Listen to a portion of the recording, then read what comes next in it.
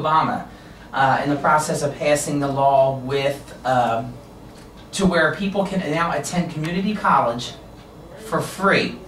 But a lot of people think that they could just go right on down to the school, sign up, and be in. That is part of it. But what a lot of people don't know is you have to keep a grade point average of at least 2.5, which is a C average. So you have to keep at least a C or above to be able to stay on that on that plan that Obama has. And to me, I think that that was the best thing they could have did, because not everybody these days can afford to go to school and they want to go to school. There's a lot of people out here that they have debts so high that they even put themselves deeper in debt by going to open up credit cards to pay off the debt that they can't pay. Now that's paid off. Now they have credit cards that they have to pay off. So I feel like, you know, I would like to hear your input on this. I know you guys are going to be happy about it, because there's, like I said, a lot of people these days, the way the economy is, cannot afford to send their children to school. Yeah, I think it's a great idea. I mean, like, especially coming from, like, you know, low income neighborhood and everything like that. It's just like it provides an opportunity for people to, you know, have a chance to, like, really take advantage of free education and everything like that. And it's I think that's an amazing plan. It's like you said, Jim. It's like a never-ending cycle. People pay to go to school just to get out of school, to pay for going to school. It's like a cycle, like a revolving door. And that's exactly what it is. It's like it never ends. And what we mean by it never ends is because of the fact that when it comes down to it, you're basically paying your way through school, and the only way a lot of students these days don't have to pay is if they get a scholarship. But a lot of times the scholarships are even hard to get because the requirements to even apply for them are so intense. Definitely. A lot of schools, if you look at, well, they're Ivy League schools, they're really good schools. If you look at schools like Harvard, Princeton, Yale, you're looking at schools that are probably 6 figures and above a year just to attend there. And those type of schools, you got to keep a grade point average, from what, you know, from what I have read through different sources, that you have to keep a grade point average of a B or higher, or you will be kicked out of there. And honestly, I commend our president, I commend the First Lady, because they both came from Yale. So they come from a really good school. And I mean, to me personally, I couldn't ask for a better president. Couldn't.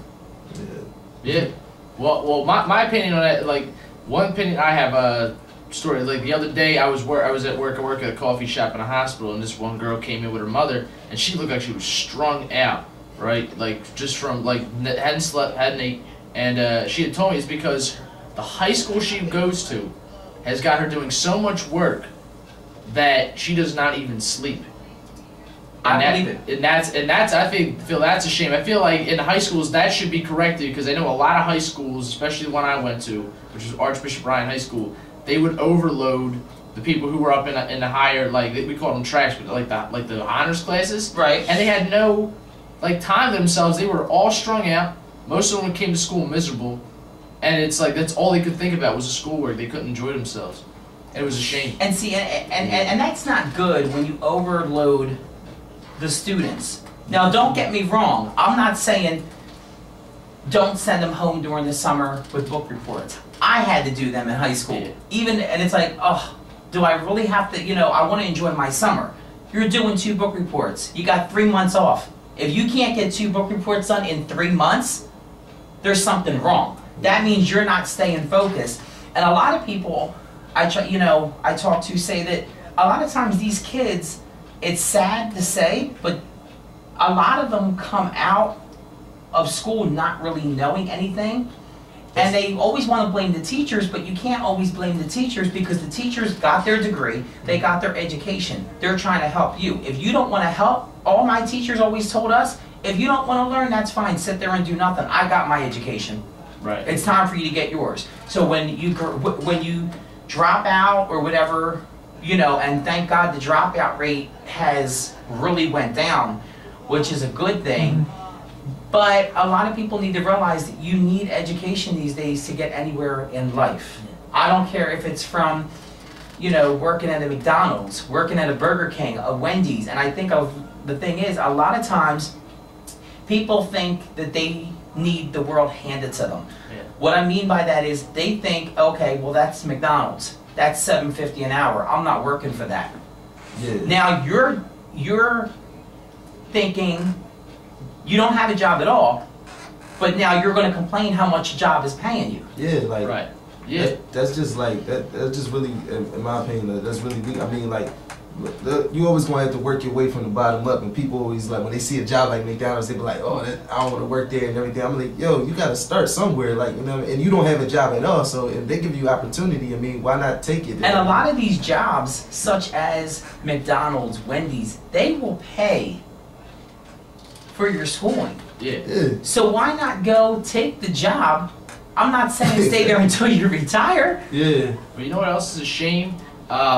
Like, if you're not going to go to college and get education, I feel like you should go home and self-educate yourself. Get some textbooks. Get a book. Watch the History Channel. Watch National Geographic. I do that at home. I'm not in college. I dropped out because personally it wasn't for me. I wasn't learning what I thought I should be learning. But I went home after I dropped out and I taught myself stuff. And see, a lot of times that's what you have to do, and a lot of people don't understand that. A lot of our youth today want to sit back and expect the adults to do everything for them. That's not what it's about. We're here to guide you. All We the are here. mistakes that we did. Right, exactly, as a kid, I was right? doing it, yeah. Cutting school, cutting class. Well, should never said it. Anyway, but yeah, it's just that, you know, some people think that, you know, I live with mom or I live with grandma, so I'm not going to do anything. I'm going to sit home and sleep all day and let her do my wash.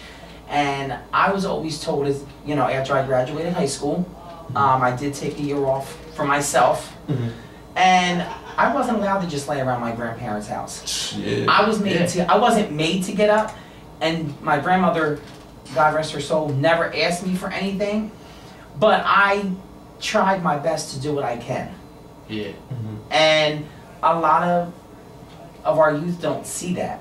Yeah. And that's the sad part. A lot of our youth does not see that. They always see, what can you do for me? It's not, what can I do for you? And a big problem is that I feel like there's no role models like there used to be. I was gonna, yeah. Like within hip hop, you know, we notice that we are role models. I take that into consideration when I make my music. Zaire takes that into consideration when we're working on music together. Right. And it's a shame because like they don't, like a lot of rappers will say that, oh well, you should look up to Martin Luther King, but these are the same rappers that are talking about gangbanging in their music, and they don't even represent that in for themselves. I mean, so I'm like, And see, I think there's role model. different types of role models. Yeah. Honestly, if you, I think a lot of people that I can think of off the top of my head that I think would be great role models for today's youth would be Alicia Keys, Yeah. Definitely. would be Neo. I would think for like the older population, I'm talking late teens, early 20s, Yeah. Tamar Braxton, Tony Braxton. And I was always taught growing up, look up to people who have something going for themselves. Yeah. That's who you want to look up to. Exactly. You don't want to look up to somebody who never graduated high school, never, you know, doesn't want to do anything with their life. Yeah. That's not who you want to grow up to be. Exactly. And I think a lot of times, you know, I think the PAL, the Police Athletic League, I think that's the best thing they could have did. Yeah. I used to be part of that myself. I played baseball for PAL. And you know what? And it's a great program. It is. And if you could just give a little, before we get back to the music, if you could just give a little bit of insight on exactly what they actually do, because I know if I'm not mistaken, I know they take up like different trips to different places. Oh, but wow. if you can give us an insight on what you experienced at the Police Athletic League. Well, I grew up in Longcrest, Philadelphia. It's in the Northeast. And it used to be a great neighborhood. It's kind of falling apart now, kind of falling into some poverty, some crime, a lot of drugs going on there. But what PAL did for that neighborhood was They brought a lot of youth that didn't have much in their life, who didn't have role models, and there would be police officers there that after they worked all night shifts sometimes, even like without even going home sometimes, they would go there and spend their day being role models to young kids. And I'm going to tell you, there was a lot more African American kids there than there were white that they were role modeling. So that's one thing I could say about police officers that are involved in that they look out for everybody as long as they are willing to. They want to better themselves. They want to Right. They want to do something with their lives, and that's what I noticed with PAL. It was a really good structural place. And you know, and a lot of times too, they do a lot. The police department, the Marines, the Navy, they do so much for the kids. I know where I'm from. I live out in Swarthmore, Delaware County, which is right out off near Baltimore Pike, near the Springfield Mall. And every year, they do so much for the kids that are like in the low income that doesn't have anything. They have fire engines in like a 10-county radius that go up and down each street with their siren and lights blasting, with Santa on the back giving stuff out. Right. And It's amazing. It's really amazing on what they do. I mean, they do the toy drives every year for Christmas, and you know, there's so much that they do. It's unbelievable. It really, really is. It's 10:20. We're going to come back and talk to the guys in just a couple more minutes about your music and exactly where you plan on going with that. And we'll continue our chat in just a couple of minutes. Right now, Mary J. Blige.